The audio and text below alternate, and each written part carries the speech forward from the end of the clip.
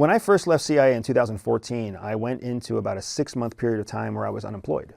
And a part of my unemployment was because leaving CIA, you still remain in a cover status, which means that you are still technically unable to disclose your CIA affiliation. However, all of the protections that you had, where the phone numbers to call and references that would say that you worked for them, those references and those protections are gone. There are even scenarios where both the husband and the wife are undercover and married, where the children don't know. And a big part of that is because in that secrecy agreement that you sign, there's also a disclosure where you have to say that you will ask permission from CIA before you disclose your true affiliation to your own children.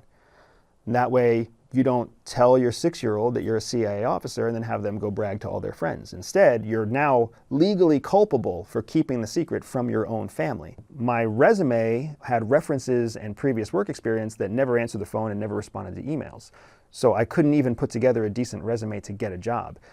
After 6 months of going from a successful CIA officer to an unemployed loser dad with your wife and your kids living in your in-laws' garage, it was a humbling experience. After leaving CIA, I discovered how much the CIA training and the skill sets that they had given me translated into everyday life. Business life, career life, relationships, family, social life.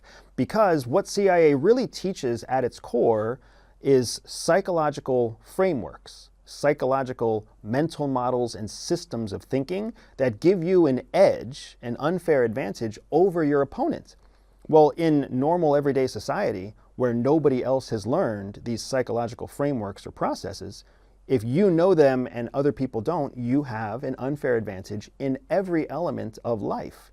And once I made that connection myself by using my CIA skills to get promoted in a corporate job, using my CIA skills to rapidly grow a new business, using my CIA skills to find and acquire partners and financiers to grow my business, what CIA is most concerned about is the disclosing of its operational secrets, not the secrets that it uses to optimize its own officers. All I needed to do was execute just like a CIA operation against a specific target that had an opportunity that I wanted. And that's how I got into a Fortune 7 company, CVS Health, by essentially cultivating an asset out of a senior executive who gave me a job sight unseen that was senior enough in position that all I had to do was perform.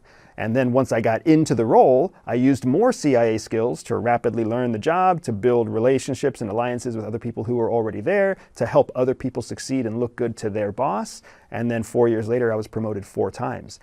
It was a rapid experience that showed me how immediately tangible CIA skills were in the corporate setting, the business setting, and everyday life. And that's how I built my company, Everyday Spy, by teaching the skills that optimize CIA officers to work in all elements of life, in all elements of their health, all elements of how they build wealth and run a career, and all elements of their relationships and professional networking.